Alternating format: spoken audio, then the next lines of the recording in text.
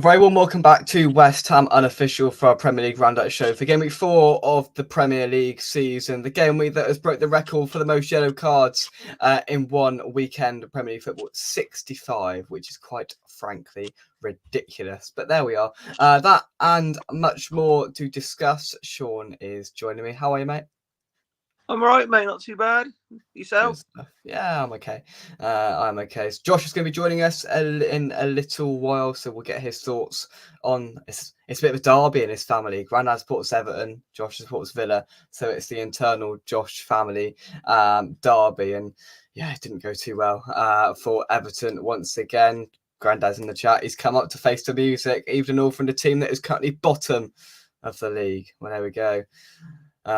Josh is here. Well, there we go. Josh, we're coming to you in a minute. Evening all from a team that has Werner, Johnson, Odebear, and Solanke as its forward line. Ange out. No, Ange in, please. Thank you. We'll come to that a little bit later on. And Josh is here. Josh, we haven't even done anything yet. How are you, mate? Yeah, not too bad, thank you. How are you? Good, I'm all right. We're going to start on the south coast, the 12:30 kickoff. I caught a bit of this in a random, overly expensive pub in West London yesterday. Southampton 0, Manchester United 3. Sean, I'll come to you because I know you like the Saints. It's not been a very good start, has it? No. I think this is going to, whatever games I talk about today, it's probably going to have a familiar pattern because I think it's going to be, it tell you more about the teams that lost than probably the teams that won, if that makes sense. Like Southampton, they have all the possession. I watched the game with my lad. I said, Southampton have all the possession, create a few half chances, and then just be really weak at the back of a mistake. And they had a penalty to go 1-0, didn't they? It was, missed that. And obviously, then I think within a couple of minutes or 10 minutes, United have scored one, then followed it with a second. Half time, it's all over. So it kind of went more or less how it, anyone that's followed Southampton already this season, it went more or less how I'd expected it to. Like most coaches nowadays are quite stubborn. And Russell Martin, I don't see him going away from that too much. United just come and got the job done, really. Like I said, they got a good penalty saved by Onana. But it just, for me, it was just more about Southampton, this is how they started the season. I don't know how it's going to change too much. I don't think his style is going to alter. I was interested to see how his style would work in the Premier League. I haven't seen it for a lot of the Championship, which I watched last year. And so far, the teams are just soaking it up. And eventually, I think they're relying on Southampton shooting herself in the foot. And it's kind of what happened on Saturday as well, really. It'd go down as a good win for the Ten Hag team, wouldn't it? Do you know what I mean? Keep him out the headlines, losing his job for another week, beat an easy team, and then no one says it. And then the press is just waiting for him to slip up against anyone half decent so they can go again. But exactly. Yeah, it was. I don't honestly think the standard of the football in the Premier League on the whole this weekend was great, if I'm being honest. I don't think it was great at all. I watched quite a few live games and match of the day for a change. And I don't think many teams come away from the weekend have been in top form, put it that way. I think there was more decent or undecent tackles than there was decent moves, to be honest, by the sounds of it. But look, Manchester United, I think it was pivotal for them to get back to winning ways. Back-to-back defeats from Brighton and, of course, Liverpool last weekend. Important for them, and Southampton just haven't really got going yet. Sharky, thanks for joining us. I hope you are well. We'll move to something that made me chuckle as I was departing Craven Cottage yesterday. Liverpool 0, Nottingham Forest 1. Oh, well, Josh, the title race is a 2-horse race once again. Yeah, it's definitely brought a lot of Liverpool fans back down to earth. After the last few weeks, not conceding a goal in the first 3 games, you're all getting a bit carried away. But I think it's sort of reality check that they needed, really. I still don't think they'll be in a title race this season. I said that even after the first few games. I think the squads of Arsenal and Man City are far stronger than what Liverpool have got, and I still think it'll be difficult for anyone coming in after what Klopp's done, just to carry it on, really. They should still get top 4, but I'm not sure about. That's the game. I didn't watch it. It's 3 o'clock, obviously. But yeah, it sounded like the Forest knew just got it spot on, and Liverpool do pretty toothless going forward, apparently. Mo Salah had a tough game against Alex Moreno on loan from Villa, from what I've heard. He didn't get much joy on the right-hand side at all. He shut him out of the game quite well. And yeah, great start for everything, up to about 5th, 6th in the league, they're unbeaten. I think Nuno's definitely got them going somewhere this season. Been just about great survival last couple of seasons, but I think now they finally haven't signed 40 players this summer. I think now they've sort of let the squad gel. Then they might finally be going somewhere. Forest might have a season where they're just relegation battle free, which we much needed for them. But yeah, as for Liverpool, I think it's definitely the reality check they all needed. But when I was outside Villa Park yesterday and I saw the results, I was quite happy, can't I? Yeah, it was good. Look, of course, the headlines are going to inevitably include Liverpool because of what's happened. But as Josh rightly highlighted, it's a brilliant result for Forest. It sort of diminishes our hopes of going to Anfield and getting a win in the Carabao Cup midweek even more, because there's no way they're going to lose £200 at home, but that was never really going to happen anyway. But Forest, fair play to them. It's always good when somebody beats Liverpool, no matter who it is. So yeah, well done to them. We'll go to Craven Cottage next. Fulham 1, West Ham 1. This was quite painful, to be totally honest. That he dropped Paqueta, which many fans were calling him to do, but he just got the midfield wrong in the sense of who he replaced him with. We ended up with Souček, Alvarez and Rodriguez in the midfield. You wouldn't have found a slower and paceless midfield if you could literally try, if you're honest. And Souček gave the ball away for the goal. Shock. There's no surprise there to West Ham fans, and he got that wrong. Defensively, we let Fulham dictate it in terms of we were defending really narrow. Every time, whether it was Traore or Iwobi, they were gathering the run on our fullback, and they caused us some problems and shown their attacking prowess, and it sort of caused our undoing in the first half to an extent. Going a goal down, and we never really looked like scoring, to be totally honest. Bowen had one really good chance. It was a smart save from Leno, but apart from that, I can't recollect any other clear-cut chances for West Ham. But the one thing I will say, I'll criticise the performance, and I will do on my reflection video a little bit later, but the one thing I will say is to what was different last season. Going into injury time, we had 4 or 5 attackers on the pitch. We wouldn't have had that last season under Boys. We ended up with Somerville, Ings, Bowen, Kudus, Paqueta, and I think I'm missing one, all on the pitch at the same time. And that, in the end, sort of caused, and we did have a bit of a go at the end, which has differed from what we've done. Games petered out last season because we didn't have a go, and yeah, it's really smart work from Bowen. He came down literally within about 2 meters of me where I was in row B. I thought the ball went out, but he managed to somehow keep it in, and it's a smart finish from Danny Ings. And yeah, the rest is history. 1-1 draw, not deserved. I didn't think it was deserved. I thought Fulham were the better side and probably deserved all 3, but you take a point every day of the week. And Chelsea at home next week, they could be awful or they could be brilliant, so we'll see in that sense, but definitely thankful for a point after the performance, and I was happy with that. Sean, any words?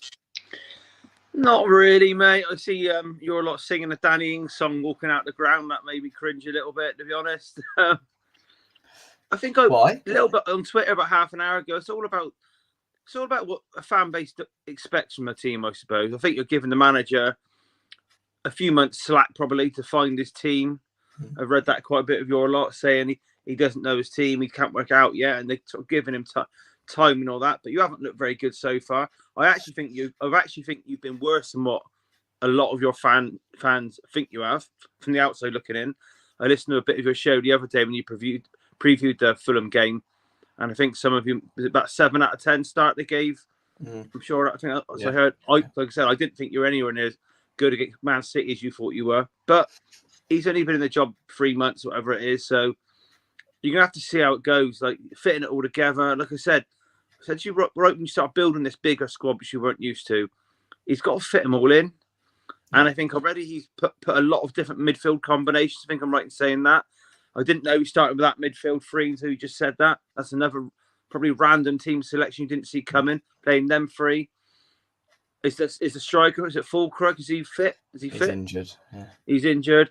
Do you know what I mean? You bought a player, that young Brazilian who hasn't even had a kick yet. Yeah.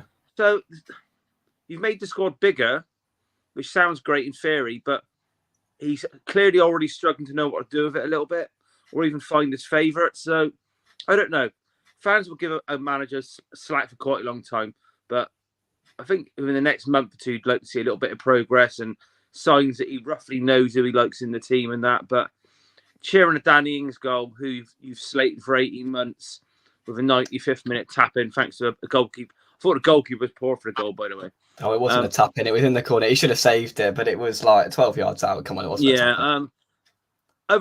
Certainly, I'm not knocking fan base for cheering goal. I'm not one of them idiots, but a lot of clubs would have walked out not really cheering after scraping that. But certainly you lot on it. If that's standards already, then that's fine. You know, if you're a club's fan base where you're not going to celebrate a last-minute equaliser, then you're pretty dull, aren't you? To be honest. So, what's the fun of going away from home? I don't know. I don't think many fans would have jumped for joy at that. They've been, God, we've got to get better than this. What's the fun of going away if you're not going to celebrate a last-minute equaliser? But hey ho. Right, we'll go to Villa next. I got me order the wrong way round, so bear with me. Next up, we'll go to Villa. Villa 3, Everton 2. Josh, you've got both sides of this to explain now. Now, I didn't watch it, but I saw Everton were 2-0 up and lost 3-2 again, and I went, oh my lord, they've done it again. And a strike from, our mate John Duran again.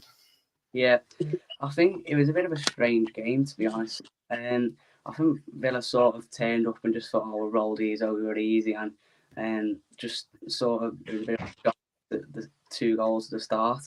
I think the main problem was that their 2 fullbacks were Ashley Young and James Garner. So you've got Ashley Young, who's a 39-year-old, and then you've got James Garner, the centre midfielder, playing fullback. We never really had a natural winger on the pitch to run at them because Leon Bailey's injured. Jaden Philogene, we signed from Hull, he left him on the bench, which I thought was a bit bizarre when you've got them 2 fullbacks. So basically we had John McGinn playing right wing, where he's just wasted really up against, and he was up against Ashley Young. So I think that's the main problem for us. If you had someone to run a 39-year-old Ashley Young, maybe I probably wouldn't come. That was the main problem. Even so, I thought more than enough chance to win the game by more. Second half, I think Oliver got his 2 goals, but he could have had 5 or 6. And he missed another couple of 6. I did think it posed quite a bit of a threat though as well. I thought they were bullied off 2 all game long. Outside especially couldn't deal with, and it was just one long on a breakaway. Absolutely bullied him, and that was their main threat. Just that long ball to catch or a set piece, and it did cause a few problems. The second half in particular, when we were throwing a lot of men forward, chasing the game, that long straight ball up to Calvert-Lewin definitely caused the problems. As well. There was the 1-on-1 straight after we got our 3rd goal, which he hit the bar with. And there was one where it was played across the box. He just couldn't get there. So they did pose quite a bit of a big threat on the counter. But I thought I had more than enough chances to win the game. Jacob Ramsey practically missed an open goal. It was blocked on the line. Morgan Rogers missed a few. And I'd say Ollie Watkins could have 5 or 6. So although Everton had their chances as well on the breakaway, I think we could have also had 7 or 8, to be honest, second half. And that was without having a natural winger on the pitch. We had John McGinn right wing. So yeah, I think it's pretty grim for Everton. Two games in a row where they've been 2-0 up and threw away the lead. It's not looking good for them. I know quite a few of the fans are losing patience with Sean Dyche, which is fair enough really. I think they've got Leicester away next week, which is a bit of a cup final really for both teams, and I think if they do lose that, I think Dyche could be on his way out, because that'll be 5 losses for the first 5 games then, which we can't really get away with in this day and age. But yeah, I thought obviously Onana's mistake for the first goal as well, sort of getting a bit too cocky against his old team. but Ross, he went off for half time. Ross Barkley come on, changed the game, and just sped the game up a bit, changed the tempo, and we looked a lot better then second half. But yeah, I still think we could have been out of sight in the game. I just think first half we were definitely a bit complacent, turned up thinking we'd roll Everton over easy, and it wasn't like that. But yeah, I think second half we more than chances to win comfortable. The goal from Duran as well, one of the best goals I've ever seen at Villa Park as well. Absolute scream. I must have been about 30 yards out. And pretty much everyone on the ground was shouting, "Don't shoot." And he's just blew the top corners. Yeah, fair play. It's a good win. That's 9 points in the first 4 now with Wolves, Rome and then Ipswich away the next couple of games. So it's been a good start, but we definitely didn't need to make it as hard as we did this weekend. Yeah, there we go. Sort of an interesting affair. It ebbed and flowed. And yeah, I mean, that goal from Duran, that's just about as much as I've seen from that game. But you can't literally place it better than that. And it was a brilliant goal. So yeah, in that sense, very good for Villa. But a couple of concerns would be creeping in for the start. And Everton, well, I don't know where they go from here, to be totally honest. Their fans will be getting PTSD whenever they get 1 or 2 goals up now for what could occur. We'll go into Sunday, shall we? We'll skip past Chelsea beating Bournemouth and we'll go to the North London derby. I didn't watch too much of it. I saw the little argy-bargy just towards the back end of the first half. Spurs 0, Arsenal 1. Sean, it's brought out a lot of reactions. I'll give you that. And yeah, I'm intrigued to know your viewpoint on the whole situation. I think the whole situation, I don't want to go over what I've said every single week. Every week I've basically said we've played quite well, but not taking our chances. So if we'd lost today to these lot, it would have had a bit of a reaction, because that's kind of frustrating football bit. Do you know what I mean? When you dominate a game, but like Ange said, we should be on 12 points, blah, blah, blah. Should have, haven't. So when it's frustrating football, fans are sort of on the brink a little bit. Do you know what I mean? So then to come out in today's game, it was a little bit like the other ones, but we probably didn't look quite as threatening. So we did have most of the ball. If you look at the match stats, which this is a typical example of match stats don't mean anything. Because if you look at the match stats, possession, touches, shots on target, shots on goal, you say, well, Tottenham must have won it 2 or 3-0. We didn't, because we're not creating real clear-cut chances. And the half chances we seem to be creating, we seem to have turned into one of these teams that want to score a perfect goal a little bit. I was screaming at Teddy, I think 3 times in the first half. Pull the trigger, no, extra touch, then you get swarmed. Pull the trigger, no, you try and square it for like an easier tap-in. So we're trying to score that perfect goal with half chances, and we're not creating the big chances. So if you're doing that, it ends up you don't really look like scoring. About 10 minutes into the game, and I thought, we're not going to score today, even though we're having all of the ball. Didn't really like scoring throughout all of it. We had Solanke back in, and I do think he made a difference, because he gave us that physical presence. But the problem was he had probably the best defensive partnership in the league marking him. I think we did quite well against our fullbacks. We had loads of crosses going in, but they just, Gabriel, especially and Saliba, they both just blocked and cleared nearly every single thing that went in there. As for Arsenal, Arteta, how do I explain this? He obviously got it right in the end, but I thought he did very risky tactics, to be honest. Remember against Man City last season, I've slated him in a few where he went there for a point. And everyone said that's probably what cost him the title. Well, he went to Tottenham today for a point. I think that was quite obvious. And he relied on Tottenham probably giving him one on a set piece. And it come off. So he's probably walking down the road as smug as anything that his tactic did that. But I don't believe for a second he wasn't all out for the win, put it that way. And about an hour gone in the game, I thought to myself, Arsenal got absolutely no chance of challenging City for the league playing like this. So it's one of them. And you're going to get a backlash from the fans now, because we're just having a lot of the ball, not creating the clear-cut chance to kill games off. And at the other end, the set piece is a weak point. So it's just the same errors, the same faults. which aren't really being improved on, and that's what's frustrating fans really. Yeah, I mean, I think to be fair, Arteta's probably mindset was going into it going, look, our £900 million midfielder is unavailable today, and that probably makes it worse for Spurs as they were weakened in terms of their team state. You can take £100 million player out of any team, apart from maybe Man City. Well, Rodri, same thing. Rodri goes out of Man City's team. They look significantly worse. But look, Ange in his post-match said, we're doing this and we're creating a lot of chances. But I thought, am I missing something here? Because I don't think Spurs really created many chances today. And look, I said towards the back end of last season, it's not looking good, and it's carried on into this season. And fans are getting frustrated pretty quickly. We're a funny team. Like, if you hadn't watched a game of Premier League football this season at all yet, and you turn Tottenham on, you think, oh, Tottenham play nice football. But then we do play nice football. I don't agree with the comments from Ronnie on there that it's slow and boring, because I don't think it is. I just think we play nice football. And nice isn't always a good word, is it? Do you know what I mean? Mm. We play nice football. We're pretty on the ball.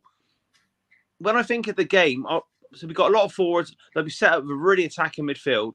When I think of probably two of our better players, and they didn't do loads, but I thought their goal was going to come from them, if anyone, was probably Solanke and probably Kulusevski. And when I think of those two, they're probably, well, they definitely are our two most physical forwards. Other than that, we've got Maddison, who's dropping deeper and deeper. Brennan Johnson, who looks, I'll be honest, for about 6 months now, he looks like a bit of a scared teenager on the pitch. You get the ball and you think you've got no balls to go at that full-back at all. So he looks lost. We've signed Odegaard, who come on. He looks a bit more dangerous than Brennan, but Ange prefers Brennan. But again, he's 20, he's 19, quite lightweight. The other side, we've got Son, who's never really been a physical player at all, relied on his tricky feet and pace. Then we get Werner come on. He's not known for having any body strength at all. So when teams do the sort of low block, which they do against us now, because it's quite an easy way to soak up our pressure, I don't think we've got the physicality in the side to almost bully a goal. Does that make sense? It was always going to happen, because look, Spurs had that amazing run at the start of last season when nobody quite knew what to do with Spurs, and it happens with every style of play. Teams work you out, and look, teams are going to come and they're going to sit defensively and they're going to target corners, because Vicario looks wobbly and defensively all over the place. And I mean, Arsenal are very good at it, and they did that all through last season. I want to bring Josh in. Josh, did you watch this? Yes, I did. What did you make of it from the outside in terms of this? But I thought Spurs would have started by far. To be honest, I thought first half they were quite good. I thought they moved it quick. I do think Arsenal sort of just sat in for the point, really. Although from the piece you can see Arsenal were all Vicario, he's always been a little bit dodgy from set pieces. A lot of teams targeting him, put the ball right on top of him. I know, to be honest, I think Spurs must be the only team who worse at defending set pieces than Villa, because every time Arsenal got a set piece, you look really shaking. I've noticed that a couple of times with Tottenham. But no, I thought Spurs was a better team, to be honest. But they were trying to walk in a bit, as Sean said. I didn't think Son had his best of games at all. Brennan Johnson, I think he's looked a bit shot of confidence since he's come to Spurs. He doesn't look the player that he was at Forest. And then Werner come on out, who I didn't actually think did that bad, to be fair. He put a few decent crosses in, which most of the team were afraid to do. But yeah, Arsenal, I think we probably have got Gabriel and Saliba the best centre-back pairing. As a unit now, they're just really solid. Arteta, he's got them really hard to beat. And that's the main thing with Arsenal. I think last season something like 16 clean sheets or something ridiculous like that they kept. Might even more. They are really hard to beat as a unit. But yeah, I didn't think Spurs were too bad. And I think Spurs fans asking for Ange out. Well, I think most people at the start of last season were saying they'll finish mid-table, and he's come fifth. So I think you've got to give him time. Like, I think when Davies there, I don't think Spurs are ever going to finish higher than third or fourth. And we're ever going to go to that next level, which will be title race.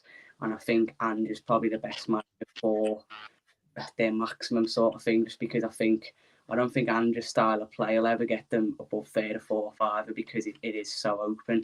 Like they are so open at the back, but at least you're playing like nice football that way with Ange. Whereas with Mourinho and Conte, they were coming about 3rd and 4th some years, but it was just dire counter-attacking football. Now with Ange, I do think he can get him into the top 4, playing really expansive attacking football. But I think Spurs fans asking for him after what he's done last season. I just think he's a bit deluded, really, and need a reality check. But Yeah, but yeah, look, there's the extremes of all sides of the fan base. Sean, just for your final comment on this, what I'm going to say is that a lot of people have mentioned the perfect goal for Tottenham, and when we played you last season at our place, and it was 1-1, where you scored that perfect goal early inside like 3 or 4 minutes, down to the byline, cut back and in. That's all you tried all game, cut back and in, try and get to the byline, cut back and in, and it worked once, and then it just didn't work at all for the rest of the game, and that's carried on. So thoughts on that sense, and then look, I know you're going to back up Vicario because you like him, but I mean, from set pieces, he needs to work on it because it's every week now. No, I'm going to say on Vicario, you've got to go careful being influenced by a commentator a little bit. He's wobbly. He is wobbly, Sean. Come on. Well, Gary Neville had it in for him before a ball was kicked, so that's all I'm going to say. Because Gary Neville will shout. He did one corner, he got a little punch on, and he just flicked it. Gary Neville was like, he's come for it. He's got nowhere near it. Well, he did because he pushed out for another corner. With the goal, I think Gary Neville knew he was going to go. If we conceded from a corner, he knew he was going to go after Vicario. Most Tottenham fans are more against Romero for not marking. What I will say on the goal is, I think a lot of praise goes to Arsenal because if you get a chance to see the goal, I think Vicario's got to come through too many bodies to get it, and I don't think that's a coincidence. Arsenal put 2 players right in the middle of the goal, both about 6 yards out. If you put 2 players there, they've both got to be marked. So for Vicario to come and get the ball in the middle of the goal, he's got to come past 4 bodies. Now, I think that's a training routine more than anything else. They know it is. They've worked on it all through last season because they run in from the back and they have 2 men there sort of trying to withhold the other defenders. They've done that. Yeah, they can't do that anymore because they changed the laws again, didn't they? Goalkeepers can't be backed into and all that rubbish. My final that's it. My final couple of points on the Arsenal game. There's something that did annoy me. I'm a bit old school. I don't like rival players hugging and kissing in the tunnel before the game. No. That annoyed me. Maddison and Arteta having an embrace and smiling. That annoyed me. Do you know what I mean? Just don't do it. And I'll be honest, this game as well, I think I'm like you said, was there 5 or 7 bookings first half?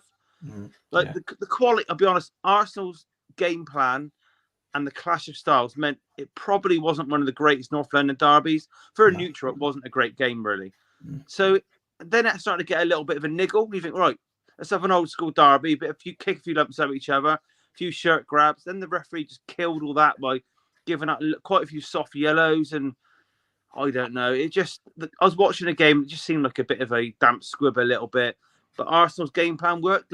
They come for a point, see if they can get some either on the break or a set piece. And I think they are very, very good. For all the good football they play, tippy-tappy stuff a little bit, they're very good at set pieces. And a lot of teams that play the tippy-tappy pretty football, I never imagined worked on the training ground on set pieces that much. Because that's a totally different style to the football. Like your lot a few years ago were good at set pieces, but then would park the bus. Do you know what I mean? But so I think that goal, I think they probably know that Vicario's not going to come for it. Put loads of bodies in the way. If he attempts to come for it, he's going to struggle. But at the end of the day, it's a free header. Do you know what I mean? It's a free header, 4, 5, 6 yards out. It's not great. It's not that he's weak on set pieces all the time. The team is. We don't work on defending them. And there's not many. You can't pick Pickford, for example. He's not a big keeper. He never gets picked out as being weak at set pieces, things like that. So it's just an all-round team structure set up at defending them. It's just not good. And I think they showed it on the screen about 3 times during the game. Again, typical Sky, almost trying to set it up perfectly, and it worked. Showing the stats of the Arsenal were the best in the league at set pieces and Tottenham were the worst, or the 17th best, I think, something like that. So the stats worked in the end, didn't they? A couple of yeah, comments. Sky pulled off what he wanted. Put it that way. Sharky, plenty of yellow cards behind it. The ref was card happy. Ronnie's on one side. West Ham are better forward players than us. 65 cards this weekend. Mental. Like what the commentator said, it's hot, so he's handing out cards like ice cream. Crikey. Oh, that's Peter Drury. I can't stand the idiot. Honestly, I cannot stand him. Everyone's annoyed you today, Sean, aren't they? Everybody. He cringes me out far too much. I always try and look for an American stream when we're on Sky, but I didn't find one this time. Oh, I like him.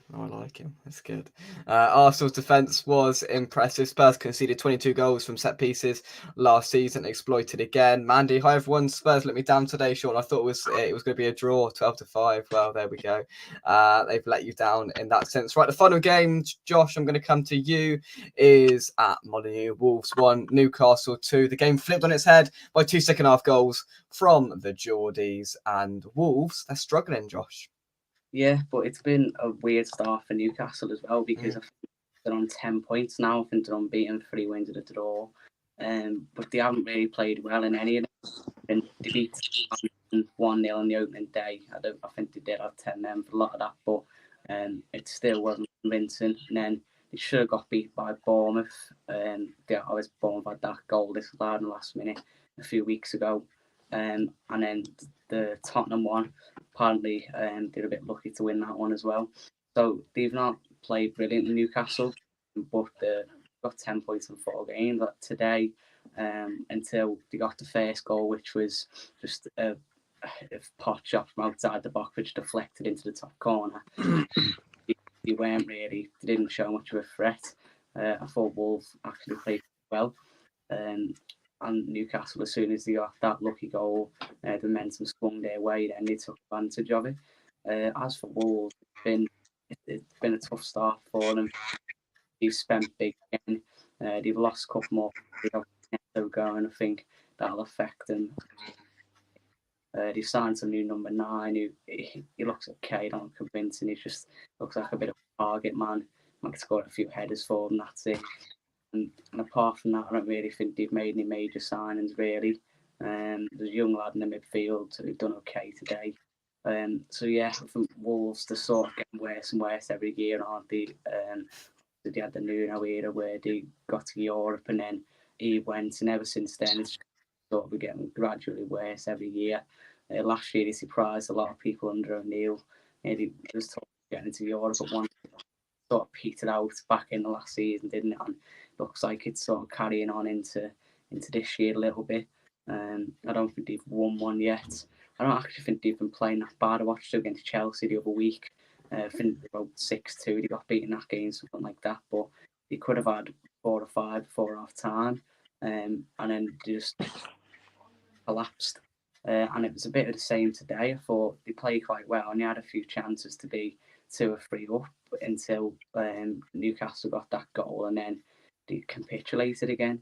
I think they should have enough to avoid the drop. If you look at some of the teams that have come up again this year, not the greatest. I think Southampton are doomed. Leicester, I think they'll go. And then you've got teams like Ipswich who will struggle as well, Everton, teams like this. So I think they'll have enough again for this year.